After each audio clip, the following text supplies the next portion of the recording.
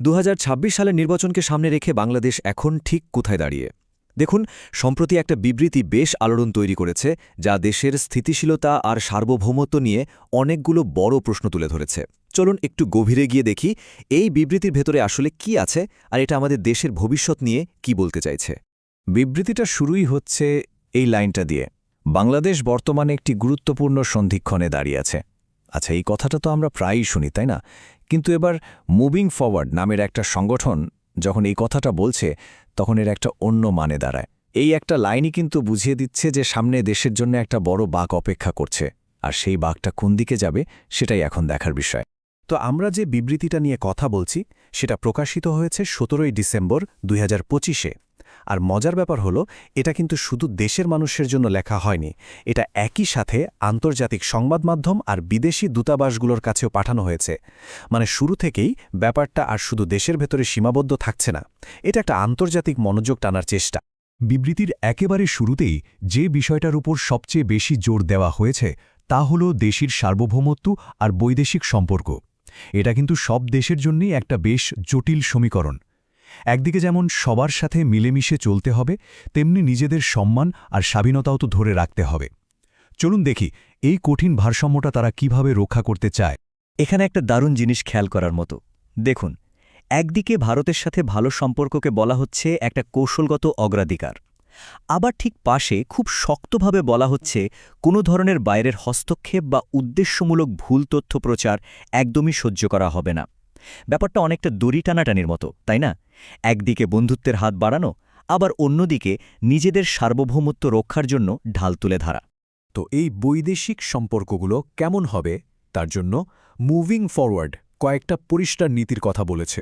যেমন, পারস্পরিক সম্মান থাকতে হবে, রাজনৈতিক উদ্দেশ্য নিয়ে ভুল তথ্য ছড়ানো যাবে না, কোনো উস্কানিতে পা দেওয়া চলবে না, আর দেশের অখণ্ডতা রক্ষা করতে হবে।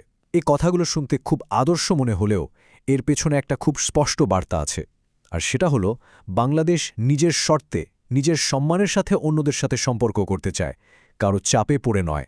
এতক্ষণ আমরা যে সার্বভৌমত্ব আর বৈদেশিক নীতির কথা বললাম, সেই সবকিছুর কেন্দ্রবিন্দুতে কি আছে জানেন? সবকিছু এসে মিশেছে একটা জায়গাতেই, আর সেটা হলো দেশের আসন্ন জাতীয় নির্বাচন। আসলে পুরো বিবৃতিটাই লেখা হয়েছে এই নির্বাচনকে ঘিরেই।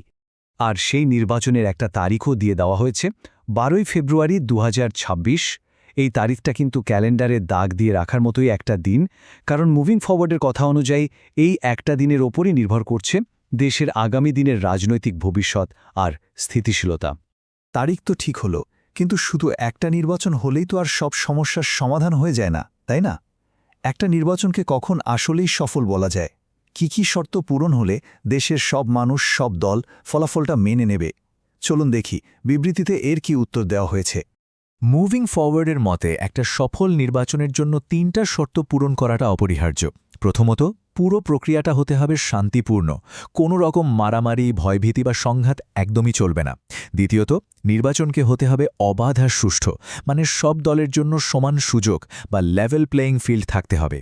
আর সবশেষে ফলাফলটা এমন হতে হবে যা সবার কাছে বিশ্বাসযোগ্য মনে হয়। এই ৩টা স্তম্ভের যে কোনো একটা যদি একটু নড়ে যায়, তাহলে কিন্তু পুরো গণতান্ত্রিক প্রক্রিয়াটাই প্রশ্নের মুখে পড়ে যাবে। কিন্তু এই শর্তগুলো পূরণ করবে এটাকে? একটা সুষ্ঠু নির্বাচন তো একা নির্বাচন কমিশনের কাজ নয়, এর জন্য দরকার সবার সহযোগিতা। তো মুভিং ফরওয়ার্ড কাদের দিকেই সহযোগিতার হাত বাড়ানোর জন্য আহ্বান জানাচ্ছে? আর এই আহ্বানটা শুধু দেশের ভেতরের রাজনৈতিক দলগুলোর জন্যই নয়, এর পরিধি কিন্তু আরও অনেক বড়। মুভিং ফরওয়ার্ড বন্ধুপ্রতিম বিদেশি রাষ্ট্র এবং বিভিন্ন আন্তর্জাতিক সংস্থাগুলোকেও এই গণতান্ত্রিক প্রক্রিয়ায় সাহায্য করার জন্য আহ্বান জানাচ্ছে। তার মানে তারা চাইছে দেশের সীমানা পেরিয়ে সবাই মিলে একটা সুষ্ঠু নির্বাচনের পরিবেশ তৈরি করতে সাহায্য করুক। কিন্তু এত কিছু করার পেছনের আসল উদ্দেশ্যটা কি? এই একটা লাইনেই তার সারমর্ম বলা আছে, বাংলাদেশের জনগণের সার্বভৌম ইচ্ছাকে সম্মান জানানো। দিনের শেষে মূল কথাটা তো এটাই, ক্ষমতা থাকবে দেশের সাধারণ মানুষের হাতে, আর নির্বাচন হবে তাদের সেই ইচ্ছারই একটা সত্যিকারের প্রতিফলন। এটাই তো গণতন্ত্রের মূল কথা। বেশ কিছুক্ষণ তো আমরা বিবৃতিটা নিয়ে কথা বললাম, কিন্তু এই মুভিং ফরওয়ার্ড সংগঠনটি আসলে কারা? কোত্থেকে এলো তারা? তাদের আসল উদ্দেশ্যটাই বা কী? চলুন এবার একটু পর্দার পেছনের এই মানুষগুলোকে চেনার চেষ্টা করা যাক। বিবৃতির একেবারে শেষে আমরা একটা নাম দেখতে পাই, মোহাম্মদ দেলোয়ার হোসেন, তিনি নিজেকে মুভিং ফরওয়ার্ডের প্রতিষ্ঠাতা হিসেবে পরিচয় দিয়েছেন। কিন্তু এই ব্যক্তিটি কে বা তার রাজনৈতিক পরিচয় কি, সেই সম্পর্কে কিন্তু এখনও খুব বেশি কিছু জানা যাচ্ছে না। শুধু একটা বিবৃতি আর একজন প্রতিষ্ঠাতার নাম দিয়েই তো আর পুরো ছবিটা পরিষ্কার হয় না। তাদের আসল লক্ষ্যটা কি?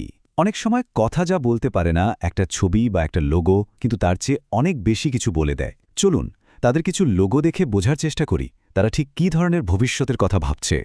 তাদের এই প্রথম লোগোটা দেখুন, নাম MFTB প্রেস, আর এর নিচের ট্যাগলাইনটা আরও বেশি ইন্টারেস্টিং, ডিজিটাল মিডিয়া রেভলিউশন। এটা কিন্তু একটা বড়সড় ইঙ্গিত। এর মানে হতে পারে তারা শুধু রাজনৈতিক বিবৃতি দিয়েই থেমে থাকতে চায় না। সম্ভবত তারা তথ্যের প্রবাহকে নিজেদের মতো করে সাজাতে চায়, বা এমন একটা নতুন মিডিয়া প্ল্যাটফর্ম তৈরি করতে চায় যা তাদের বিচার বা মতাদর্শ প্রচারে সাহায্য করবে। তাদের আরেকটা লোগো দেখুন, এটা আরও গভীর।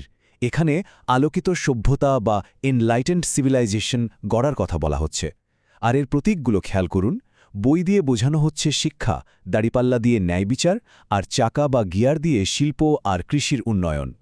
এর মানে তাদের স্বপ্নটা শুধু একটা সফল নির্বাচনের মধ্যে সীমাবদ্ধ নেই, বরং তারা শিক্ষা, ন্যায়বিচার আর উন্নয়নের ওপর ভিত্তি করে একটা নতুন বাংলাদেশ করতে চায়।